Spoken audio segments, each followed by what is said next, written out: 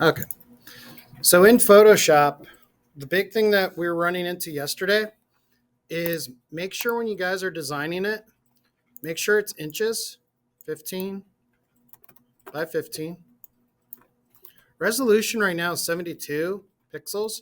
Until we have a printer that could print out high quality photos, keep it in Photoshop as RGB color. It looks much better. 8-bit, white, don't color manage, square, and create. Okay. Then from there, this is in case if you want to create your own text, have those effects, that sort of thing. Okay. So just like I did earlier, I'm going to go down to the text box, just write it straight up. I'm going to go 20. Oopsie. Wrong button. 20, 24.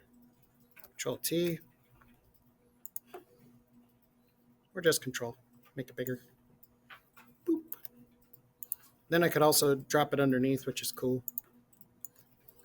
Then resize, Control T. All right. So this is if you want to create your own 2024 rather than relying on someone else's.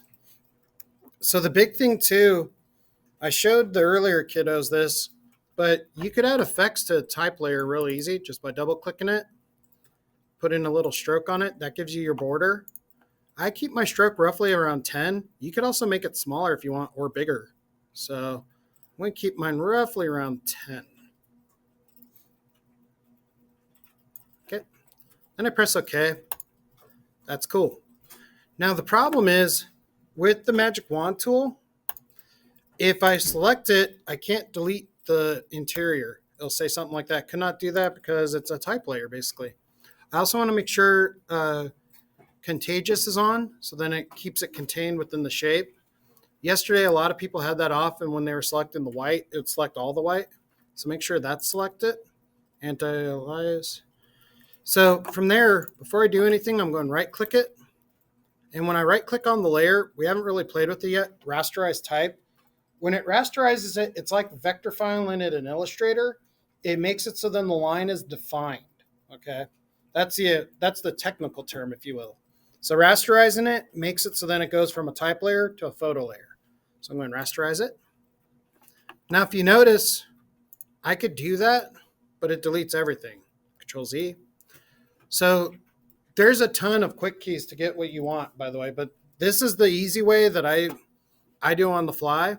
All I'm going to do is create a blank layer, put the blank layer underneath it, go up to this one and press Control E. Now I'm just going to press Shift, my magic wand, and add on the other numbers. Press Delete.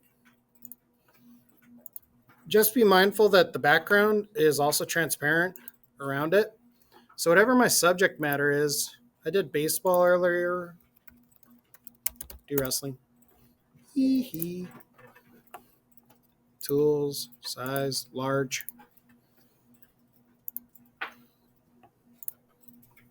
Those are two upside down people. Oh, Jinder Mahal. Okay.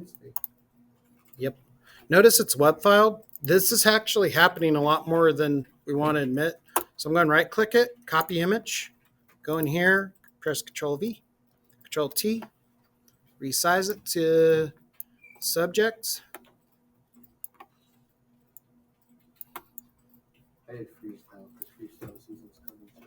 There we go. Now, the thing is if I drop that below it, keep in mind the 2024 is going to be hard to do. No, it isn't. I just go up to the 2024, magic wand it, shift. Then I go down to the picture layer and I just mask it. Ta-da! Apply layer mask by right clicking it, apply. Then I could do just a simple drop shadow or an outer glow,